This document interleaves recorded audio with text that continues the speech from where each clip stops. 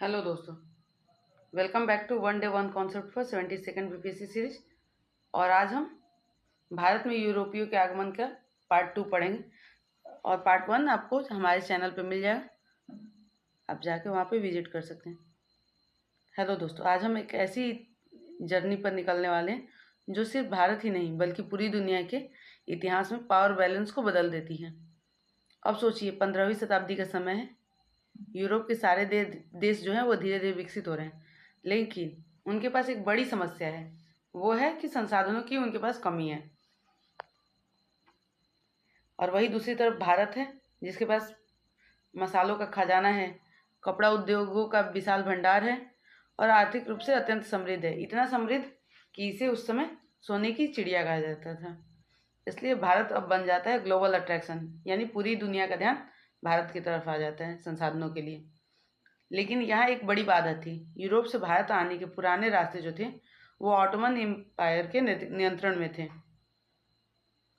और इसलिए यूरोप को नया रास्ता चाहिए था और यही खोज उन्हें समुद्र की ओर ले जाती है, यानी ऑटोमन साम्राज्य द्वारा नियंत्रित स्थल मार्गों को बाईपास करना तथा मसालों के व्यापार पर नियंत्रण स्थापित करना। और अगले लगभग 200 वर्षों में 5 प्रमुख शक्तियों ने भारत में व्यापारिक कंपनियां और किलेबंद बस्तियां स्थापित की। अब बात करते हैं एज ऑफ डिस्कवरी, यानी समुद्री खोजों का युग। अब हम उस फेज में प्रवेश करते हैं जिसे इतिहास में कहा जाता है एज ऑफ डिस्कवरी। इस दौरान यूरोप के देशों ने समुद्री यात्रा में कई इनोवेशंस किए। कंपास, एस्ट्रोलेब, बेहतर जहाज और इन टेक्नोलॉजीज ने उन्हें लंबी समुद्री यात्राएं करने में सक्षम बनाया।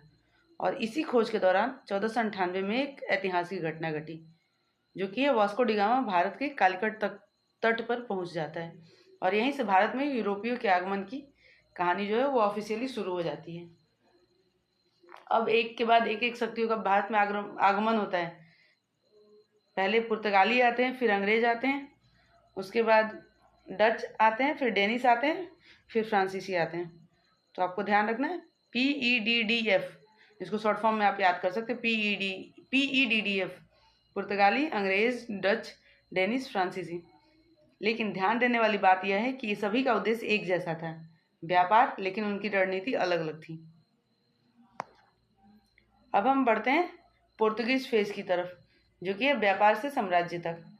जब वास्को डी गामा भारत पहुंचते हैं तो शुरुआत में उनका स्वागत होता है, क्योंकि वे एक नए व्यापारी थे।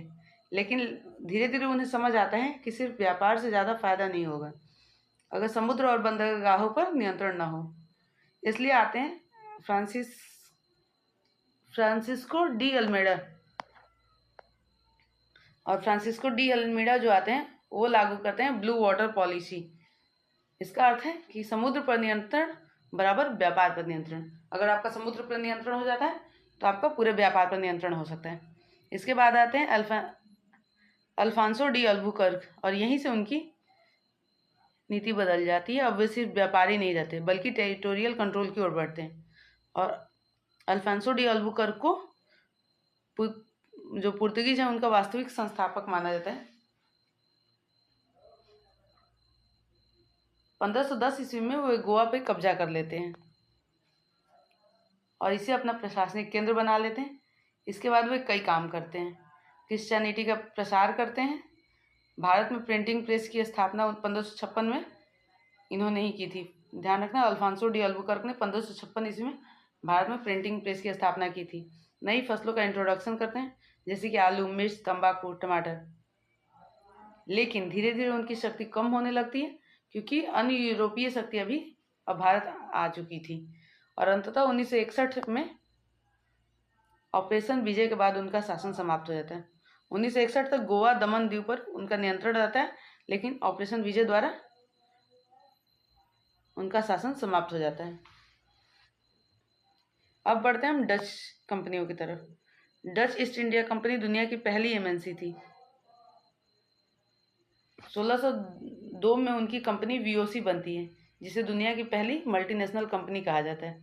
उनका फोकस था सिर्फ व्यापार, खासकर मसाले। उन्होंने भारत में कई केंद्र बनाए, मसूलीपट्टनम, पुलिकट, नागपट्टनम।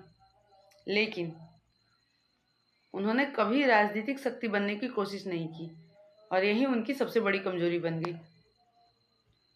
1759 में बैटल ऑफ बेदरा में अंग्रेजों से उनकी हार हुई और धीरे धीरे उनका प्रभाव 1824-25 की संधि के बाद भारत उन्होंने छोड़ दिया और उनका प्रभाव धीरे धीरे खत्म होने लगा। अब बात करते हैं हम सबसे महत्वपूर्ण फेज की, जो कि था ब्रिटिश फेज। 1600 में अंग्रेज ईस्ट इंडिया कंपनी बनाते हैं और अंत में व्यापार करने के उद्देश्य से 1600 में अंग्रेज ईस्ट इंडिया कंपनी बनाते हैं और भारत में व्यापार करने की कोशिश करते हैं, लेकिन मुगल साम्राज्य के बिना अनुमति व्यापार संभव नहीं था, इसलिए वे भेजते हैं सर थॉमस रो को। और जहांगीर से अनुमति मिलने के बाद वे भारत में अपने व्यापारी केंद्र स्थापित करते हैं। धीरे धीरे वे 3 बड़े केंद्र बनाते हैं, मद्रास, बम्बई, कलकत्ता। मद्रास में उन्होंने 1739 में, बॉम्बे में मद्रास में 1639 में, बॉम्बे में 1668 में और कलकत्ता में 1690 में, जिन्हें ये तीनों प्रेसिडेंसीज में ये अपने बड़े बड़े केंद्र बनाते हैं। अब तक सब कुछ ठीक था, लेकिन अब कहानी में एंट्री होती है राजनीति के, जबकि 1757 में बैटल ऑफ प्लासी आता है। यह सिर्फ एक युद्ध नहीं था, जो बैटल ऑफ प्लासी था ये सिर्फ युद्ध नहीं था, बल्कि भारत के इतिहास का टर्निंग पॉइंट था। यहाँ से अंग्रेजों को बंगाल पर नियंत्रण मिलता है। इसके बाद आता है 1764 में बैटल ऑफ बक्सर, यानी बक्सर के युद्ध में अब अंग्रेजों को दीवानी अधिकार भी मिल जाते हैं, यानी रेवेन्यू कलेक्शन प्लस प्रशासन दोनों अंग्रेजों के पास हो जाता है। यहीं से कंपनी व्यापारी से शासक बन जाती है। तो आपको ध्यान रखना है 1764 का बक्सर का युद्ध भी बहुत ही निर्णायक रहता है, क्योंकि यहीं से कंपनी व्यापारी से शासक बन जाती है। और 1857 के विद्रोह के बाद कंपनी का शासन खत्म होकर ब्रिटिश क्राउन का शासन शुरू होता है और अंततः 1947 में भारत स्वतंत्र हो जाता है। तो आपको ध्यान रखना है 15 अगस्त 1947।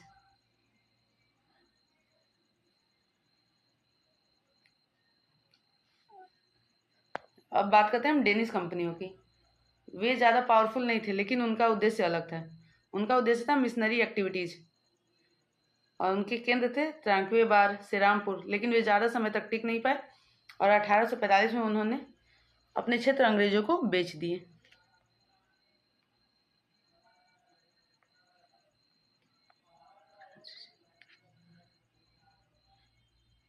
अब अंत में आते हैं फ्रांसीसी पर। 1664 ईस्वी में वे भारत आए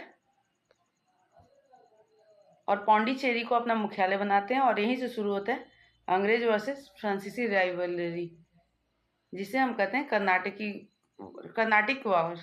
हम इसको भी डिटेल में, जो भी कर्नाटक वॉर थे या जो भी वॉर थे, उनको हम एक अलग वीडियोस बना के प्रोवाइड कराएंगे आप, तो आप हमारे साथ जुड़े रहिएगा। कर्नाटक वॉर जो था वो सिर्फ युद्ध नहीं था, बल्कि भारत में सुप्रीमेसी की लड़ाई थी। फ्रांसीसी हार जाते हैं और उनका प्रभाव खत्म हो जाता है।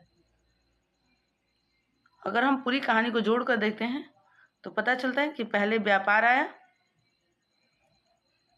फिर कंपटीशन बढ़ा और फिर राजनीतिक हस्तक्षेप हुआ और अंत में कॉलोनियल रूल स्थापित हो गया। और यही एक ग्रेजुअल ट्रांसफॉर्मेशन था। अब हम इम्पैक्ट को गहराई से समझें तो इसका आर्थिक प्रभाव ये हुआ कि भारत अब ग्लोबल ट्रेड सिस्टम में जुड़ा तथा ट्रेडिशनल इंडस्ट्रीज प्रभावित हुई। वही सामाजिक प्रभाव ये हुआ कि नई फसलें मिली, नई तकनीकी आई।